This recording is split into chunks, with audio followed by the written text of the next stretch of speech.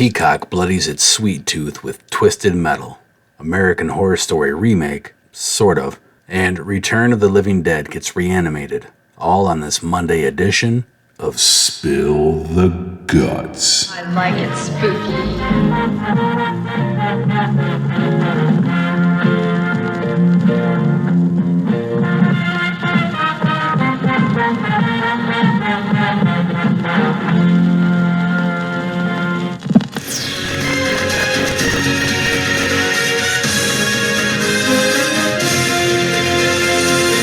Hello and welcome to the start of your week. My name is Clint, and among many things, I am 1/3 of the I Like It Spooky Horror podcast every other week, as well as your horror genre news blitz roundup host every Monday, Wednesday, and Friday, right here on Spill the Guts.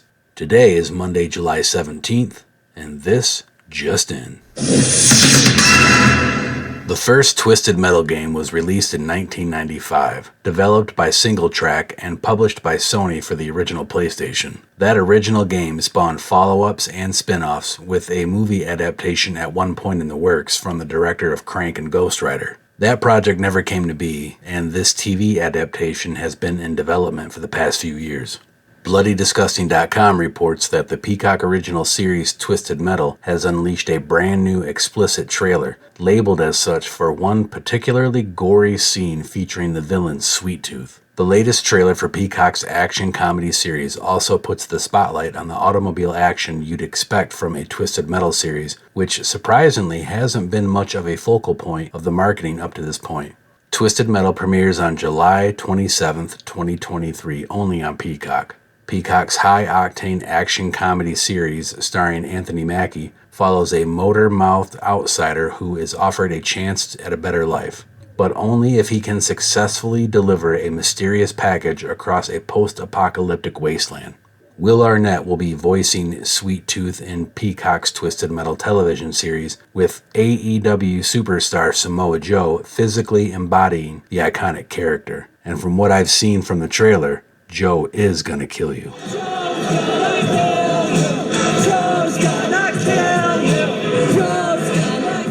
The series also includes Neve Campbell, Stephanie Beatriz, Thomas Hayden Church, Mike Mitchell, Taj Vahans, and Lou Beatty Jr. Michael Jonathan Smith from Cobra Kai is on board to write and showrun the Twisted Metal series, and additionally, Will Arnett and Mark Foreman are executive producing. This original take for the live-action series comes courtesy of Rhett Reese and Paul Wernick, the duo behind Zombieland and Deadpool. This is gonna be fun. Peekaboo. According to ScreenRant.com, although American Horror Story Delicate is likely to be as zany and unpredictable as every earlier outing of the horror anthology show, the upcoming 12th season of American Horror Story is based on an upcoming book and could secretly be an adaptation of a famous horror classic. Every season of American Horror Story begins with what seems like a simple story, only to soon take this plot in a wild new direction. The most infamous instance of this approach occurred when, for its first few episodes, American Horror Story Apocalypse told the tale of survivors eking out an existence after the end of the world. After the third episode, everyone was killed off as the focus shifted. The series strives to be unpredictable, and even when viewers think they have gotten a handle on the story of a given season, American Horror Story often takes sudden left turns. However, American Horror Story Delicate is the first season adapted from an existing novel, which makes its plot easier to guess. American Horror Story Delicate is based on an upcoming book, Danielle Valentine's Delicate Condition, that has been heavily compared to Rosemary's Baby. As such, there is good reason to believe that American Horror Story Season 12 will be an updated version of Ira Levin's legendary horror novel and its movie adaptation. The movie adaptation of Rosemary's Baby was released very soon after the book came out, with the novel arriving in March of 1967, while the movie was released in June of 1968. Admittedly, this is not as close together as American Horror Story Season 12 and Delicate Condition's release dates, but it does further underline the connections between the texts. While American Horror Story's most satisfying ending would connect all of the show's earlier seasons, the series is renewed through Season 13, so Delicate will not be the final installment. That said, American Horror Story Season 12 could still connect to previous seasons without derailing the novel's narrative. Sticking closely to the story of Rosemary's Baby would allow the season to employ a large group of antagonists, since the infamous ending of Rosemary's Baby reveals that almost every character was involved in a complicated, villainous conspiracy to ensure Rosemary gave birth. The story of Rosemary's Baby focuses on the psychological and, later, physical isolation that the eponymous heroine feels when she is unknowingly pregnant with the devil's child. To update this plot, American Horror Story Delicate's risky story will see its heroine try to conceive a child only to be thwarted at every step. According to the synopsis of Valentine's novel, Delicate Condition takes place in an isolated, snowbound town. This will be another major divergence from the plot of Rosemary's Baby.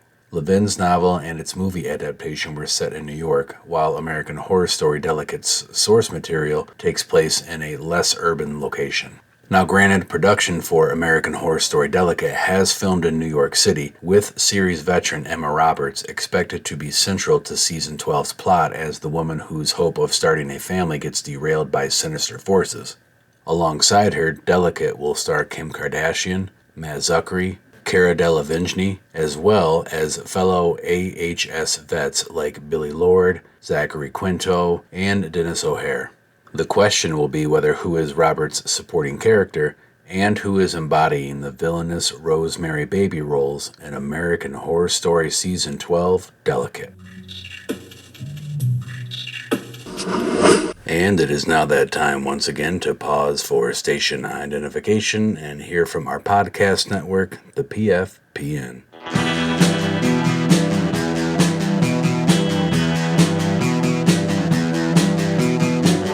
You're listening to the Prescribed Films Podcast Network, home to hundreds of hours of free podcast entertainment.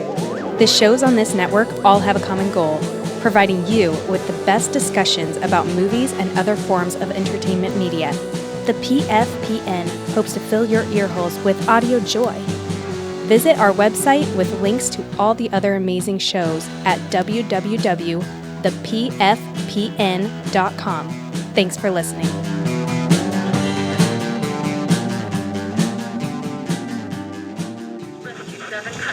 Dispatch, do you copy over? I'm in dispatch. Send more paramedics. Last story of the day comes to us from BloodyDisgusting.com, who reports that a Return of the Living Dead reboot is in the works and will expand the existing world.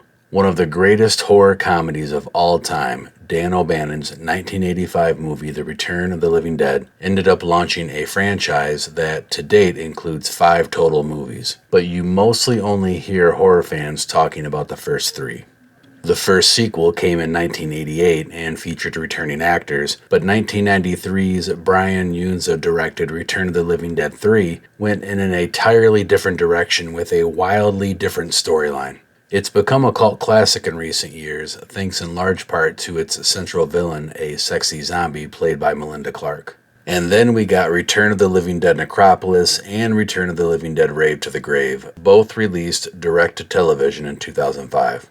Why don't horror fans talk about them? Well, they took the franchise down a not-so-quite desirable path. The 2 films were cheaply made and shot at the same time, and that was the end of the franchise for almost 20 years. But if George A. Romero and Dan O'Bannon taught us anything, it's that the dead are never truly dead, and it looks like a Return of the Living Dead reboot is shambling to life this year.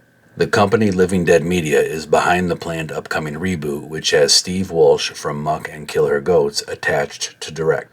According to LivingDeadMedia.com, the next installment in the Return of the Living Dead franchise will reboot rather than remake. Quote, "Our reboot of Return of the Living Dead will expand the existing world created by the original 5 films, while staying true to the R-rated sci-fi horror dark comedy roots adored by fans of the cult classic around the world for the last 35 years. The company also notes on their official website, quote, "We are excited to resurrect this storied franchise for current zombie lovers and new generations of zombie fans."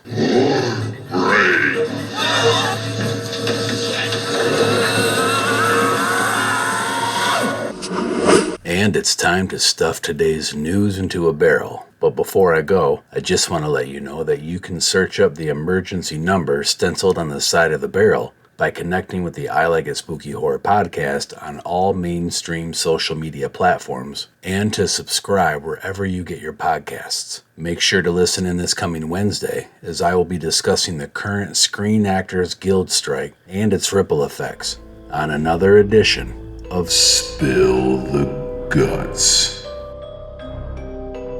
Hey, what's wrong with you, man? Show some fucking respect for the dead, will ya?